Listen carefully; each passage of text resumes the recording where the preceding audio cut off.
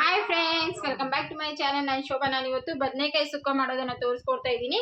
So ನೀರು use ಮಾಡ್ದಿರಾ ಯಾವ ರೀತಿ ನಾವು ಸಿಂಪಲ್ ಆಗಿ ಮನೆಯಲ್ಲೇ ಒಂದು ಪುಡಿನ ಮಾಡಿಕೊಂಡು ಸುಕ್ಕ ಮಾಡೋದಂತ ಹೇಳಿ ನೋಡ್ಕೊಬರೋಣ. ಸೊ ಬನ್ನಿ ಫ್ರೆಂಡ್ಸ್, ವಿಡಿಯೋನ ಸ್ಕಿಪ್ ಮಾಡಾರ್ದೆ ಪೂರ್ತಿ ನೋಡಿ. ವಿಡಿಯೋ ಇಷ್ಟ ಆದರೆ ಪ್ಲೀಸ್ ಲೈಕ್ ಮಾಡಿ ಅಂತ ಹೇಳ್ತಾ ಸೊ ಇವತ್ತಿನ ಬದನೆಕಾಯಿ ಸುಕ್ಕ ರೆಸಿಪಿನ ನೋಡ್ಕೊಬರೋಣ.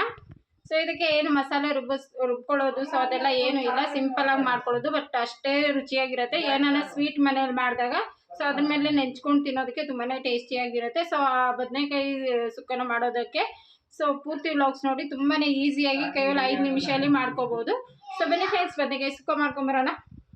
ನೋಡ್ಬೋದು ಫ್ರೆಂಡ್ಸ್, ಇವಾಗ ಬದನೆಕಾಯಿ ಸುಕ್ಕ ಮಾಡೋದಕ್ಕೆ ಒಂದು ಪುಡಿ ಮಾಡ್ಕೋಬೇಕು ಅಂತ ಹೇಳಿದ್ನಲ್ಲ. ಸೊ ಇದೇ ಇಷ್ಟು ಸಾಮಾನುಗಳಿದ್ರೆ ಪುಡಿ ಮಾಡಿ ಎತ್ತಿಕೊಂಡ್ಬಿಟ್ರೆ ಸೊ ನೀವು ಬದನೆಕಾಯಿ ದಿಢೀರಂತ ಸುಕ್ಕನ ಮಾಡ್ಕೋಬಹುದು.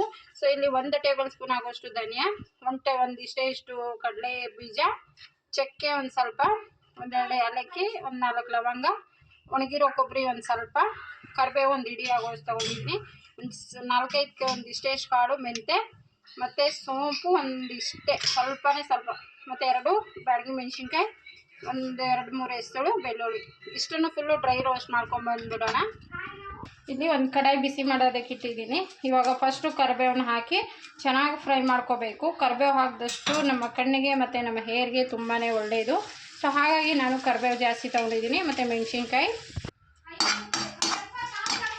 ಇದು ಕರಿಬೇವು ಮತ್ತು ಮೆಣಸಿನ್ಕಾಯಿ ಚೆನ್ನಾಗಿ ಹುರ್ಕೊಂಡಿದ್ದೀನಿ. ಇದನ್ನು ತೆಗೆದ್ಬಿಡೋಣ ಫಸ್ಟು.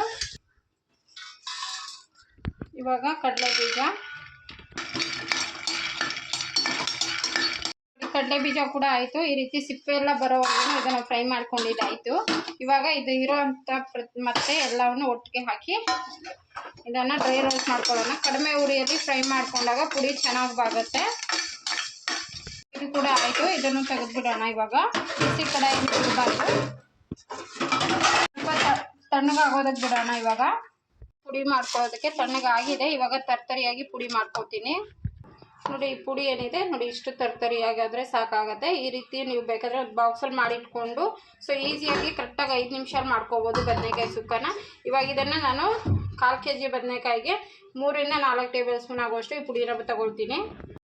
ಸೊ ಇಲ್ಲಿ ನಾನು ಬದನೆಕಾಯಿ 1/4 kg ಬದನೆಕಾಯಿ ತೊಗೊಂಡಿದ್ದೀನಿ. ಇವಾಗ ಇದನ್ನು ಫಸ್ಟು ಸಣ್ಣ ಪೀಸಾಗಿ ದಂಟು ಅಂದರೆ ದಂಟು ಸಮೇತನ ನಾನು ಕಟ್ ಮಾಡಿ ಇಟ್ಕೊಳ್ತೀನಿ. ಇವಾಗ ನೀರು ಇಟ್ಕೊಂಡಿದ್ದೀನಿ. ಸೊ ನೀರಲ್ಲಿ ಹಾಕಿದ್ರೆ ಇದು ಕಲರ್ ಚೇಂಜ್ ಆಗೋಲ್ಲ, ಹಾಗಾಗಿ ನೀರಲ್ಲಿ ಹಾಕೋತಾ ಇದ್ದೀನಿ. ಬದನೆಕಾಯಿ ನೋಡ್ಬೋದು ಈ ರೀತಿಯಾಗಿ ಹೆಚ್ಚಿ ಮತ್ತು ನಾನು ನೀರಲ್ಲಿ ಹಾಕಿ ಎತ್ತಿಕೊಂಡಿದ್ದೀನಿ. ಸೊ ಯಾಕಂದರೆ ಕಲರ್ ಚೇಂಜ್ ಆಗಬಾರ್ದು ಅಂತ ಹೇಳ್ಬಿಟ್ಟು ಇಲ್ಲಿ ಒಂದು 4 ಟೇಬಲ್ ಸ್ಪೂನ್ ಆಗೋಷ್ಟು ಎಣ್ಣೆ ಹಾಕಿದ್ದೀನಿ. ಎಣ್ಣೆ ಬಿಸಿ ಆದ ಕೂಡಲೇ ಇಲ್ಲಿ ಜೀರಿಗೆ, ಸಾಸಿವೆ ಮತ್ತು ಕರಿಬೇವು. ಇವಾಗ ಬದನೆಕಾಯಿ ಏನಿದೆ ಒಂದು ಪ್ಲೇಟಲ್ಲಿ ತೆಗೆದುಬಿಡೋಣ ನೀರೆಲ್ಲನೂ. ನೀವು ಬೇಕಾದರೆ ಈರುಳ್ಳಿ, ಟೊಮೆಟೊ ಕೂಡ ಹಾಕ್ಕೋಬೋದು. ಸೊ ಅದೆಲ್ಲ ಏನು ಹಾಕ್ಕೋತಾ ಇಲ್ಲ ನಾನು. ಮತ್ತು ಡೈರೆಕ್ಟಾಗಿ ಬದನೆಕಾಯಿನ ಇವಾಗ ಎಣ್ಣೆಯಲ್ಲಿ ಹಾಕ್ತಾಯಿದ್ದೀನಿ.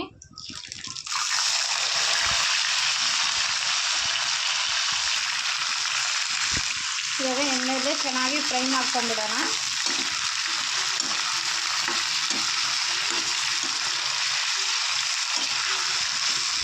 ಸ್ಪೂನ್ ಆಗುವಷ್ಟು ಅಚ್ಚಕಾರದ ಪುಡಿ ಹಾಕ್ಕೋತಾ ಇದ್ದೀನಿ. ಖಾರಕ್ಕೆ ಎಷ್ಟು ಬೇಕು ನೋಡ್ಕೊಂಡು ಹಾಕ್ಕೊಳ್ಳಿ. ನಾವು ಆಮೇಲೆ ಹಂಗೆ ನಾವು ಏನು ಪುಡಿ ಮಾಡಿ ಇಟ್ಕೊಂಡಿದ್ದೀವೋ ಅದು ಇದು ಬದನೆಕಾಯಿ ಎಲ್ಲ ಬೆಂದ ಮೇಲೆ ಹಾಕ್ಕೊಳ್ಳೋಣ.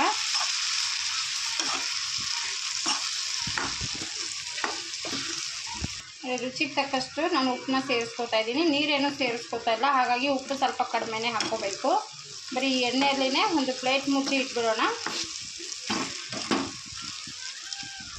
ಒಂದು ಪ್ಲೇಟ್ ಮುಚ್ಚಿ ಒಂದು ಕಡಿಮೆ ಉರಿ ಮಾಡಿ ಒಂದು 5 ನಿಮಿಷ ಹಾಗೆ ಇಡೋಣ. ಸ್ವಲ್ಪ ತಿರ್ಗಿಸ್ಕೊಂಡ್ಬಿಡ್ತೀನಿ. ತುಂಬಾ ಟೇಸ್ಟಿಯಾಗಿರುತ್ತೆ. ಜಸ್ಟ್ ಹಾಗೆ ಎತ್ಕೊಂಡು ತಿನ್ಬೋದು ಒಂದೊಂದು ಪೀಸು, ಅಷ್ಟು ಚೆನ್ನಾಗಿರುತ್ತೆ ಬದನೆಕಾಯಿ ಸುಕ್ಕ. ಇಷ್ಟು ಚೆನ್ನಾಗಿ ಕಾಣಿಸ್ತಾ ಇದೆ ಅಂಥೇಳಿ ಒಂದು 2 ನಿಮಿಷಕ್ಕೆ ಬಾಡುತ್ತೆ ಇದು.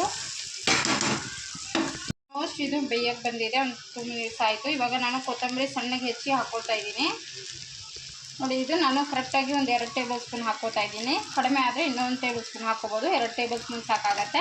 ಸೊ ನಾನು ಕಡಿಮೆನೇ ಅಲ್ವೇ ಮಾಡ್ಕೋತಾ ಇದ್ದೀನಿ. ಸೊ ಇದನ್ನು ನಾನು ಇವಾಗ ಚೆನ್ನಾಗಿ ಮಿಕ್ಸ್ ಮಾಡ್ಕೋತೀನಿ. ಅಂದರೆ ಮುಕ್ಕಾಲು ಬೆಂದಿದೆ ಬದನೆಕಾಯಿ ಅಂದಾಗ ಜಾಸ್ತಿನೂ ಬೇಯಿಸಬಾರ್ದು ಬದನೆಕಾಯಿನ. ನೋಡಿ, ಆಲ್ಮೋಸ್ಟ್ ಬೆಂದಿದೆ. ಸೊ ಇವಾಗ ಇನ್ನೇನು ಇಳಿಸ್ತೀವಿ ಅನ್ನೋ ಟೈಮಲ್ಲಿ ಈ ಪುಡಿನ ಹಾಕಿ ಒಂದು 2 ಮಿನಿಟ್ಸ್ ಹಾಗೆ ಪ್ಲೇಟ್ ಮುಚ್ಚಿ ಇಳಿಸ್ಕೊಬಿಡೋದು ಅಷ್ಟೇ. ನೋಡಿ ಫ್ರೆಂಡ್ಸ್, ಆಗಿದೆ. ಇವಾಗ ನಾನು ಗ್ಯಾಸ್ನ ಆಫ್ ಮಾಡ್ಕೊತೀನಿ. ನೋಡ್ಬೋದು ಎಣ್ಣೆ ಫುಲ್ಲು ತೇರ್ತಾ ಇದೆ. ಮತ್ತು ಗೊಜ್ಜು ನೋಡ್ಬೋದು ನೀವು. ನಾನು ಹಾಕಿರೋಂಥ ಪುಡಿ 2 ಟೇಬಲ್ ಸ್ಪೂನು. ಸೊ ತುಂಬಾ ರುಚಿಯಾಗುತ್ತೆ. ಅಷ್ಟು ರುಚಿಯಾಗಿದೆ. ಇವಾಗ ಗ್ಯಾಸ್ನ ಆಫ್ ಮಾಡ್ಕೊತಾ ಇದ್ದೀನಿ. ಸೊ ಇಷ್ಟ ಆದರೆ ಸಾಕು, ನೀವು ಇದನ್ನು ಒಂದು ವಾರ ಕೂಡ ಇಟ್ಕೊಂಡು ತಿನ್ಬೋದು, ಅಷ್ಟು ಟೇಸ್ಟಿ ಇರುತ್ತೆ. ಯಾಕಂದರೆ ನಾನು ನೀರು ಒಂಚೂರು ಹಾಕಿಲ್ಲ, ಇದಕ್ಕೆ ಬರೀ ಎಣ್ಣೆಯಲ್ಲೇ ಬಾಡಿಸ್ಕೊಂಡಿದ್ದೀನಿ. 5 ಮಿನಿಟ್ಸಲ್ಲಿ ರೆಡಿಯಾಗಿ ಹೋಗುತ್ತೆ. ಸೊ ಆ ಪುಡಿ ಒಂದು ಮಾಡಿ ಇಟ್ಕೊಂಡ್ರೆ ಸಾಕು, 5 ನಿಮಿಷದಲ್ಲಿ ಬದನೆಕಾಯಿ ಈ ರೀತಿ ಬದನೆಕಾಯಿ ಸುಕ್ಕನ ಮಾಡ್ಕೋಬೋದು. ತುಂಬಾ ಹೆಲ್ದಿ ರೆಸಿಪಿ. ಸೊ ಟ್ರೈ ಮಾಡಿ ಫ್ರೆಂಡ್ಸ್, ಮತ್ತು ಹೇಗೆ ಅನ್ನಿಸ್ತು ಅಂತ ಹೇಳಿ ತಪ್ಪದಿರ ಕಮೆಂಟ್ ಮಾಡಿ, ಓಕೆನಾ?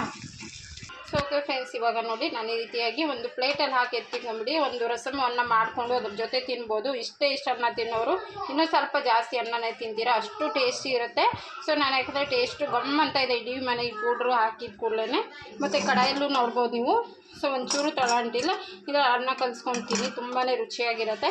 ಸೊ ಬನ್ನಿ ಫ್ರೆಂಡ್ಸ್, ಇವತ್ತಿನ ಬ್ಲಾಗ್ ಹೇಗೆ ಅನ್ನಿಸ್ತು ಅಂತೇಳಿ ಪ್ಲೀಸ್ ಎಲ್ಲರೂ ಕಮೆಂಟ್ ಮಾಡಿ, ವಿಡಿಯೋ ಇಷ್ಟ ಆದ ಎಲ್ಲರಿಗೂ ಶೇರ್ ಮಾಡಿ. ಯಾರು ಕಮೆಂಟ್ ಮಾಡಿಲ್ಲ ಅಂದರೆ ಕಮೆಂಟ್ ಎಲ್ಲರೂ ಮಾಡಿ, ಮತ್ತು ಯಾರು ಸಬ್ಸ್ಕ್ರೈಬ್ ಮಾಡಿಲ್ಲ ಅಂದರೆ ಪ್ಲೀಸ್ ಸಬ್ಸ್ಕ್ರೈಬ್ ಮಾಡಿ.